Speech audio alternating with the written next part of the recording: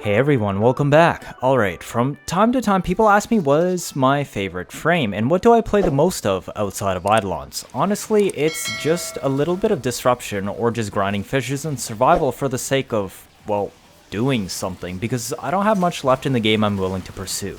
As you probably know by now, the reason I still play the game is for playing with the new builds and showing you the things I stumble across, but I do have a preferred loadout when I'm doing the aforementioned things. Yes, I could use metafarm strats like Thermal Sunder Titania or the weapon platform Saren or Khora's whip spam. Well, the funny thing is, I didn't even own a Khora until recently, because I had to host some resource farms, but what I'm going to show you today is what I'd like to call a budget Khora whip. It's similar in some ways, dissimilar in others, but basically this is how I run a ton of missions when I don't want to focus on too many things. We're going to quickly go over my loadout and why I like to bring them. Feel free to ask me any questions you may have about them down in the comments. So my first weapon is Quellor. I'm not sure if you've seen Dystopia's video on this, but DE made this weapon much stronger with the galvanized mod, quote unquote fix. Now this has been my favorite rifle since release, and especially because I had a self-rolled Riven for it. That said, this weapon is still an absolute monster because almost every mainline DE inadvertently manages to buff it somehow. What to know, the primary fire is a subpar assault rifle. It is difficult to build it for hybrid because it has lackluster crit stats on the primary fire, but there is one extremely important redeeming factor. I'll go over it in a bit. If you don't want to use the primary fire, this would be the build I'm using. Now I'm not saying this is unusable, but there is nothing super unique or strong about its primary fire. Honestly, I'd say its main purpose is to act as a primer for the alt fire, but if you want to use a weapon that literally never runs out of ammo because of the size of the magazine and synth set holster reloads, this is the weapon. But actually, there is something really interesting going on with this weapon in general. When DE fixed the galvanized mods to work on projectile weapons, the effects were not consistent. Some weapons still get no effect, some get partial effect, some get a full effect, but it also created a new category of weapons, Buzzlock being another one, where this galvanized aptitude base damage bonus is no longer a base damage bonus. That's right, this damage here that scales off of statuses inflicted and gains stacks based on kills, it works like Eclipse on a short list of weapons. A final multiplicative bonus instead of base damage. What?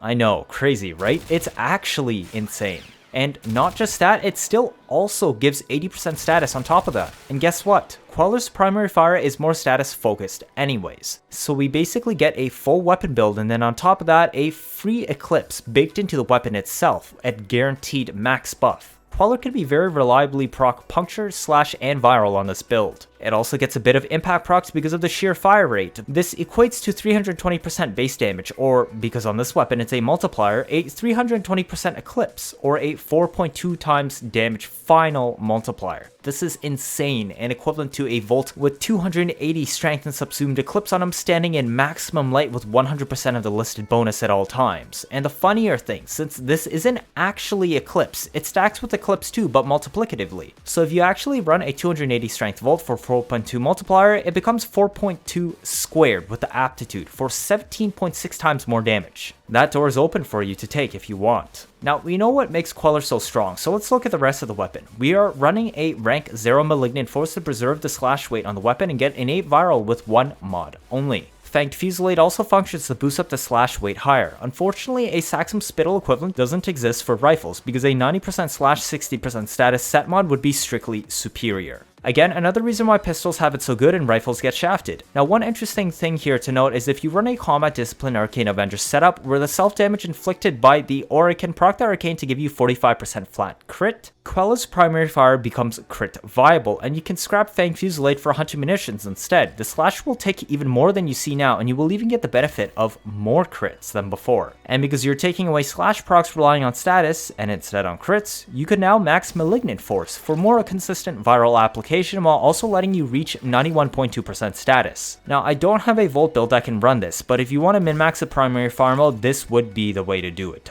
Primed Shred lets you spray through entire crowds of enemies and show them the true power galvanized aptitude on this weapon. Vital Sense as standard, and Point Strike. If you're running Arcane Acceleration, which I am on my Vault, you can drop Point Strike for critical delay instead, which will push the crit chance even higher to 36% for just a small fire rate penalty. Galvanized Chamber is an obvious pick for more damage scaling for multi-shot, but also better status application through more bullets. Prime Bane is pretty important to try and get your initial kills and get Quellor off the ground, as it lets those slash ticks double dip for for a 2.4025 times final multiplicative bonus. Because this is an assault rifle, just because you don't need to reload that much doesn't mean it won't run out of ammo. So I'm bringing rifle ammo mutation to patch that up. I'm just showcasing the primed variant here to remind you that the primed ones have 0 mod cost. So even if you have no capacity left on the build, you could still squeeze an unranked primed ammo mutation on in a pinch. Honestly, I would advocate to leave it unranked anyways because the regular one maxed is enough. You don't need a max prime version. And you use the primed unranked when 0 capacity remaining. Once you get the galvanized and merciless stacks up, the ammo economy becomes a lot better because of the insane multiplicative scaling from so many different factors on this weapon.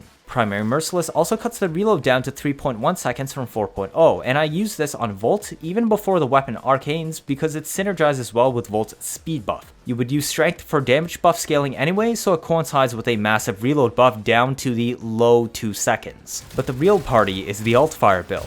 This is what I like to use the most because it's like a Plasmor, but if it had actual crit stats, could headshot, has an actually good disposition, could slash consistently, and could self-prime instantly, and also that multiplicative galvanized aptitude. So what's changed compared to the primary fire mode?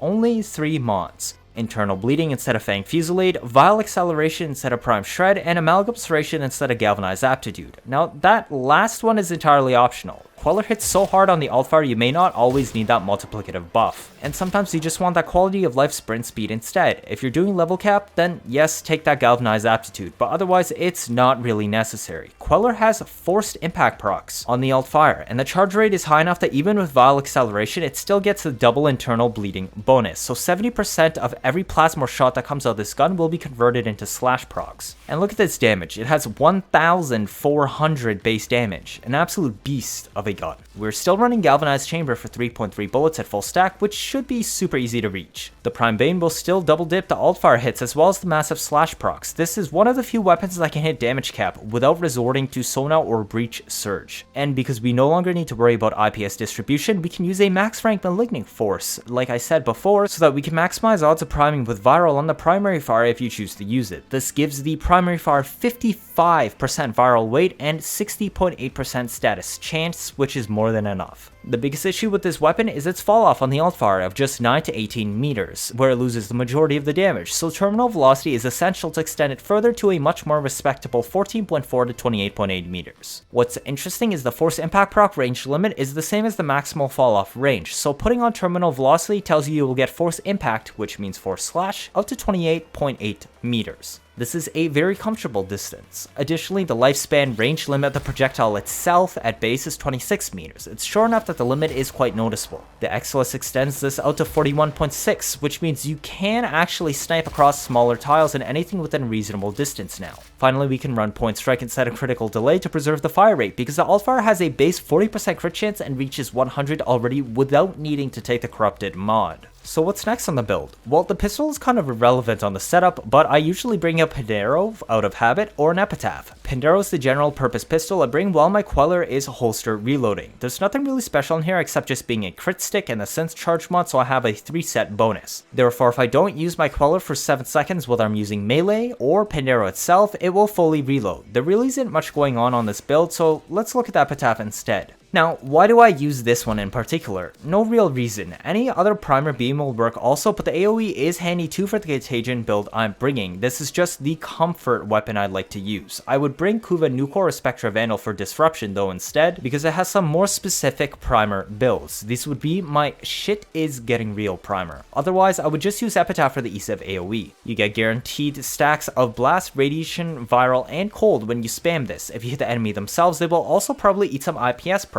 So you get a minimum of 4 status procs before firing Quellor, and at maximum 7. Remember, for Galvanized Aptitude, this represents a 4.2 or 6.6 times final damage multiplier akin to Eclipse. And this is also an instant swap primer for Viral on Contagion as well. But actually, this is also useful for my melee, so let's take a look at that. This is the crux of the entire loadout, and is what I use to clear generic Steel Path missions. It's not necessarily the fastest, but this is my version of the Khora whip that I've been running for years now. It's an Exodia Contagion Zaw. There isn't really anything special going on here. The Riven is an attack speed, crit chance, and crit damage minus impact roll. In normal applications, you could replace this with Prime Fury if you aren't using Volt and don't have a Riven. Blood Rush if you are using Volt and pick Neramon for those sweet red crits. Max rank Contagion for dealing with elites. But if you aren't dealing with elites, you don't need a max rank. Even rank 0 is good enough. This build also shits on Acolytes. Condition Overload still doesn't work on Contagion's AoE still, so we're going for a double sacrificial set. This lets Contagion do work even without combos. It sits at 120% arsenal crit with just sacrificial steel. The rest is just a full corrosive build to deal with steel path armor. For min-maxing, Virulent Scourge can be replaced with appropriate Bane. If you're facing level cap Corpus, you can drop Shocking Touch so you get Pure Toxin. You might as well slap on Bane of Corpus too while you're at it, since you're changing the build to Pure Toxin anyways. But even for normal steel path, if you're super lazy, you could skip this and just leave it on corrosive. Now, why did I pick a Miwan Cicala Vargi 2 Jai? Well, Cicala is what makes it a polearm, and polearms are the fastest Contagion weapon types for swinging. And they also have the smoothest animations without a forward lunge on the aerial swing too. I hate how some other weapon types will propel you forward slightly when you aerial swing for Contagion. Vargi 2 Jai is just for max crit and speed. Miwan? Because I had a Riven for it. I got the Riven first and made the Zaw after. If you want the fastest and smoothest swing at the loss of a tiny bit more damage, then take Bala Cicala Vargi 2 Jai. This is the smoothest polearm to use for Exodia Contagion. Our pet is just a Worm today, to bring Negate and the typical utility mods alongside Synth set to holster reload my Quellor. Honestly, this is just what I'm used to bringing around because of Eidolon hunts, as you can tell based on the config names up top. If you don't want to bring Worm, I would suggest considering a carrier for ammo case if you're using the Altfire build on Quellor, as that does eat up tons and tons of ammo. You can also take a more sensible option, such as Panzer Vulpaphyla for viral quills and an equilibrium synergy with the synth mods to get more orbs and sustain your energy, as well as use for Arcane Eruption or Pulse, and to keep your companion tankier and etc. Or a Jhin if you just want a sentinel version of an invincible companion instead for endurance. Basically, you can tell I don't sweat it that much what I bring as my companion on Steel Path for this kind of setup. Sentinels give you a free Vigilante stat stick and niche specific precepts, whereas Panzer could give massive energy sustainability and viral spreading, while Smita could give you more resources if you're looking for that.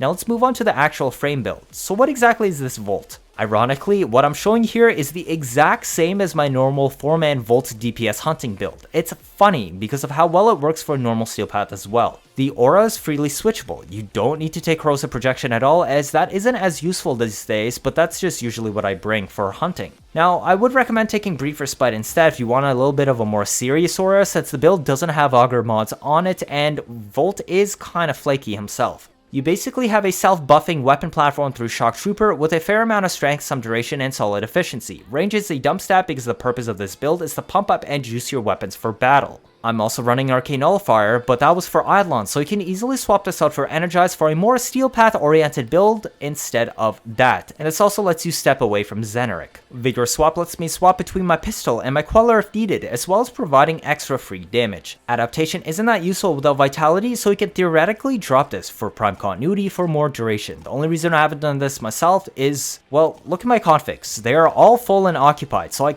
can't really mess around with the polarities much on this Volt anymore, and adaptation is actually useful for hunting. But Prime Continuity would definitely be the better choice on this build for normal use. With the Decay Dragon Key, we would only have 113 shields. Brief Respite converts 150% of your energy spent on cast to shields. If you run a rank 4 fleeting expertise instead of rank 5, spamming your 2 3 times will instantly refill all of your shields to full. You don't even need Rolling Guard because it's an instant cast just like Saren's Molt. And on top of that, this is a shield carrying Volt setup, so you do have a sizable amount of survivability. You are completely immune to all damage coming from the direction your camera faces. You can get back all the energy you burn easily with Arcane Energize from all the kills you get through Contagion. But not only does it protect you from damage, you can also shoot your Epitaph behind the shield safely to prime enemies. It will hard CC them, and then it doesn't even matter if your shield is protecting you anymore. But the other thing it does is it gives your Exodia Contagion massive buffs. 50% electricity without combining. It also gives your Contagion a 2x final damage multiplier if it crits, and because we're above 100 CC, well, it's always gonna crit, so free multiplier. And this is another multiplicative bonus to all the other multipliers I've been talking about. So this particular build has energized munitions for hunting. This also works nicely, letting you spam Quellor's Altfire more easily without worrying about the ammo as much. Alternatively, you could run a setup more focused on Exodia Contagion with Arcane Fury instead of Acceleration. You could also then take Roar and Eclipse instead of Energized Munitions, and if you choose to build Combo and run Neramon for Blood Rush, oh boy. Nothing will live your explosions on Steel Path. Your 2 speed will let you get around more quickly, away into enemies more easily, throw contagions faster, and also buff the hell out of your Quellor's reload speed. Also, Vigorous Swap affects the damage of Exodia Contagion, so you're going to be proccing that if you choose to use your Epitaph to Prime from now and then in between. Cool, right? You also get that massive energy bar with Prime Flow and max energy at the start with the preparation. Of course, if this is endurance, you would take Prime Sure-Footed instead, but you don't need it in simple Steel Path setups because everything in front of you dies, and your Volt Shield protects you from the self-stagger contagion as well. And for Quellor, you just plop down a shield wherever you want if you do need to camp to use it, and you are free to fire away at enemies with impunity without them ever being able to hit you back through your shield. And you also always get that 2x multiplier, because Quellor is also guaranteed to crit. Shock Trooper will both defuse your contagion with more corrosive and free electric into your Quellor. This is truly a complete loadout that uses all 4 abilities with tons of flexibility.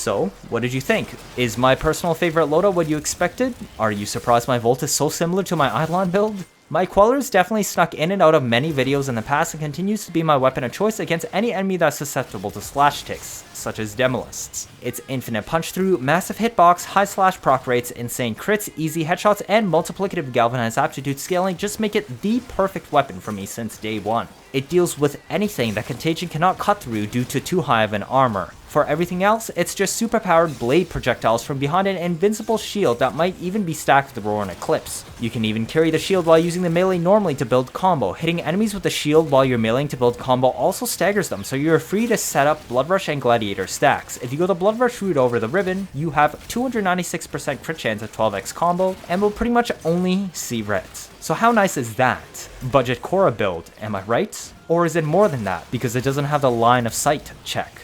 If this is your first time watching, feel free to leave a like or better yet subscribe. Let me know your thoughts down in the comments. 79.5% of you are not subscribed. I'm trying my best to get you new information out always as soon as possible, like I've done with covering the Sisters of Parvos and Plague Star updates. Stick around if you want to see interesting memes and builds on a nearly daily basis. I'm also preparing to get you the info first once more new war info drops. You don't want to miss out on any of that, do you? That'll be it for this video. Thank you all for watching, and see you all next time.